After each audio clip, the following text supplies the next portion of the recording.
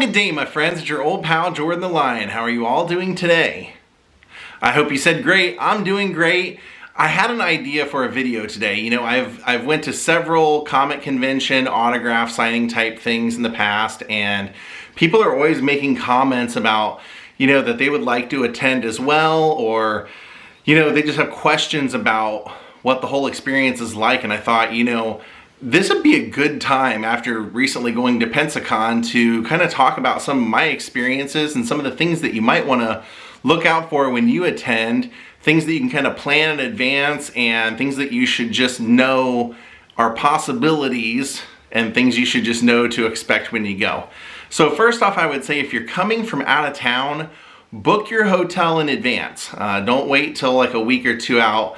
A lot of conventions are popular and people book them in advance, and especially if it's people that have attended in the past, they usually want to book the same place over and over, so it gets harder and harder every year to find a place to stay. Also, I would say when you book your reservation, make sure that it's free cancellation up to like 24 hours or 48 hours before. There's a good reason I'm going to tell you why later in the video.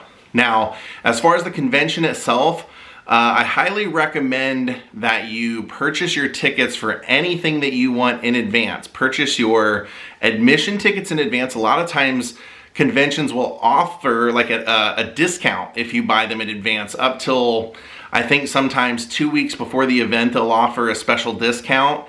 Things sell out. Don't think that you'll be able to walk up the day of and buy tickets. A lot of times you can, but not always. And I've seen it happen where, you know, one day is not sold out, like Friday is not sold out, but Saturday and Sunday are definitely sold out. So buy your stuff in advance. And that goes for your meet and greet photo packages. If you're going to a convention that there's going to be like a group from a movie that you want to meet, or several people, a lot of times they'll offer a photo package, and they will do that package each day of the, provided that the people that are in that photo are going to be there every day. They will have one time of the day where you can purchase in advance. I highly recommend you do it because these photos do sell out, and you can't just walk up some days and buy them. Buy those in advance if you want those photos. Also know that people cancel. It's unfortunate, but that's just, you know, you're dealing with actors, and people get sick, people get injured, they book shows, they book movies, and sometimes you're really going to see maybe one person and they might cancel. So that's why I say get your hotel reservations to where you can cancel if you need to, because you won't be able to get your money back on your admission per day, or if you bought, you know, something like that. But if you bought a ticket in advance, they're gonna, for a photo with someone that cancels, they're gonna refund you. Same thing with an autograph. I've been to conventions where, you know, just Sunday of one person sold out, and you couldn't get their autograph. You couldn't walk up and buy it that day. So you don't want to be in that position either, where you know, you're planning on getting somebody one day and you didn't buy the ticket in advance, so it got sold out. Now, when you go to the convention, this is something that I've learned. You kind of want to go early. I know some schools of thought are like, well, show up halfway through the day. Here's why I say show up early. Parking can be tough.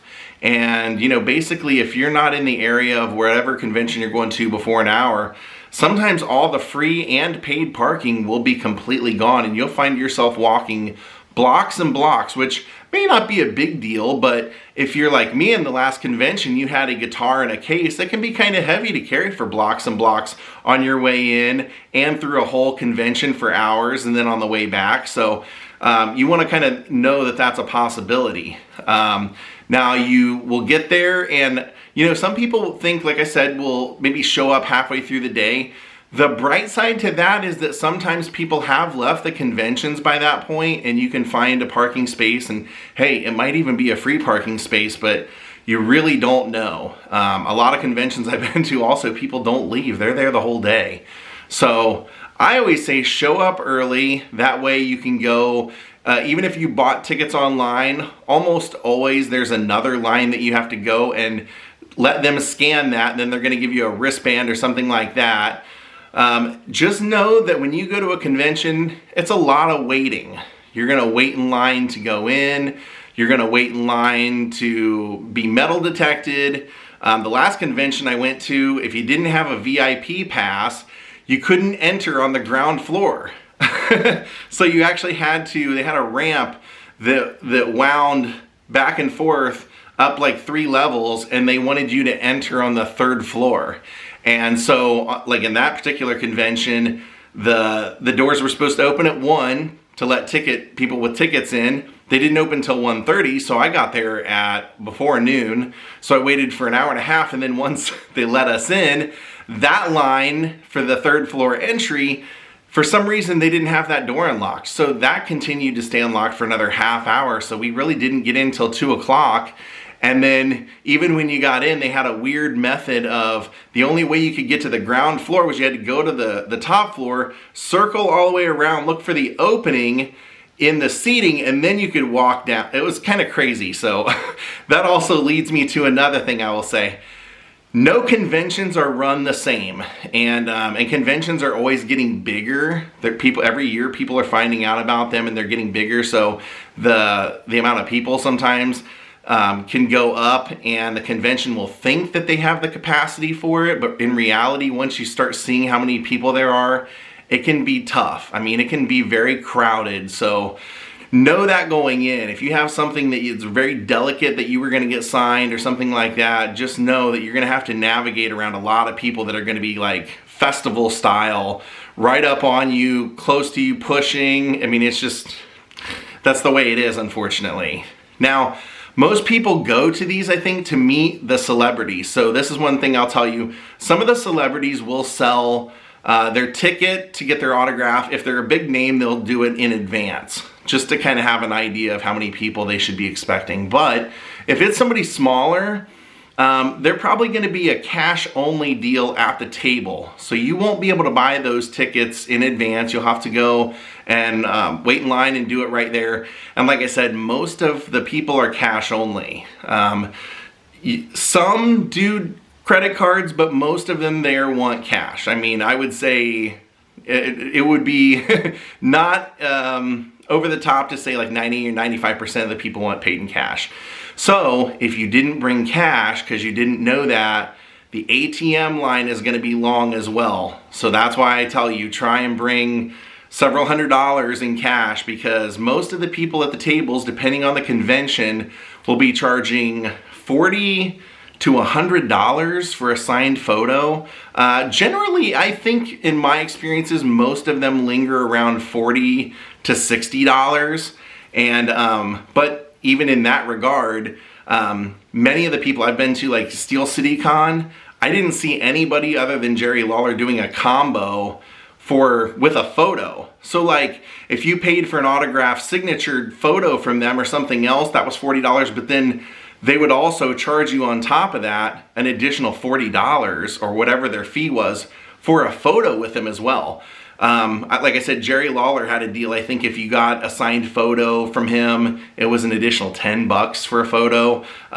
When I went to ComicCon and met Revenge of the Nerds, 3 of the 4 guys there did free photos if you bought an autograph. So that's really cool, but you just never know. Just assume, you know, if they're there to make money. So if they can make some money off of little things like that, just kind of know that they're gonna try to, and there's nothing wrong with that. That's what they're there for. So, you know, I see sometimes people saying like, oh, it's so sad to see these people having to do this for a living, or oh, I guess that's not so bad, you know, they occasionally get to fly somewhere and make a little bit of money. If you think about it, it's actually a pretty good gig. I mean, you get to travel, you get to see a bunch of people that are just excited to see you and want to say nice things to you, and they want to pay you money to write your name or take a photo with them. I mean, it's a pretty cool life, and it's a pretty cool, you know, little way of making a living. So most of them are in a great mood. I would say probably 80% of them that I have met have been really happy. They're glad to meet people. They're really happy to have a conversation with you. And but also don't go into it thinking it's gonna be a best friend situation. You know that you're going in there just for the experience of meeting them and getting an autograph. Some people just are not people. I guess that's a bad way of saying it. Like somebody, a people person. Some people just aren't that way. When I met Chevy Chase, he kind of didn't really seem like he was all that, excited to meet anyone.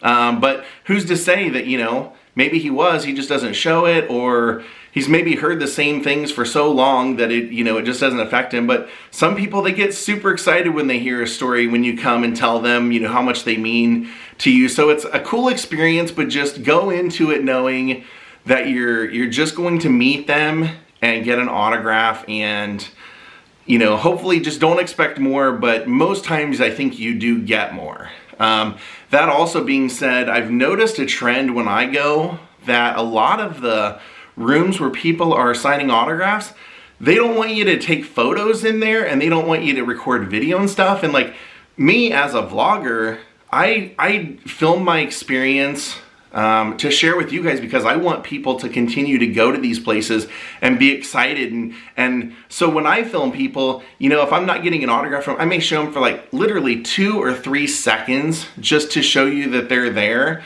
But a lot of times they'll be like kind of like waving you off, like not them, not the person, but whoever the handler sitting at the table will, like, they don't want you to do that. But it's like, I always, since I do this I basically kind of make it part of my thing. I go, for the most part, I just go up to them and say, hey, can I put you in my vlog? Can I put you signing my thing in the vlog? And they're almost always pretty cool about it. Now, Fitterman, who does like the WWE stuff, and he handles a lot of the wrestlers and people like that. I believe he has a policy when he does a signing that that he doesn't allow, personal video or anything like that. So I found that out when I met The Undertaker. I was filming it, and he's like, oh, no video or whatever. So also with the Fitterman signings, just so you know, because he does do a lot of big names and he's at a lot of conventions, they're one of those that whatever the price of the autograph is, that's what the price of the selfie with the person is too. So it can be very pricey. I mean, you're talking Undertaker, I think for an autograph from the Undertaker is like $200. So you're also looking at like $200 to take a photo with him. So just know that kind of stuff. But yeah, those are some helpful tips that I'm hoping, as I said, the big ones are that just know that people, even if they're scheduled to be there, something can always come up. And that they could possibly cancel. That's one of those things that sometimes you just don't think about. And I want you to think about it, because if you're going for just one person, that could really ruin your whole trip. So it's always just like kind of a crapshoot. And also, like I said, no two conventions are run the same way. So it can sometimes be very difficult to figure out where somebody's going to be located. I've went to conventions where they don't even have listed what time they start signing autographs. So you're like, should I be there at noon? Should I be there at 3? Like, what time are they starting? So, I advise to ask as many questions beforehand through emails and stuff with the convention itself, and just know that things do sell out. Don't make that mistake. Buy as much in advance as you can, and just have a great convention. Like I said, most of the people there are super excited to be meeting people that are just honoring what they've accomplished, like the movies they've been in, the things they've done. So really, it should just be a good time for everyone, but don't forget to bring your cash. So I hope that helps you guys if you're ever going to these things.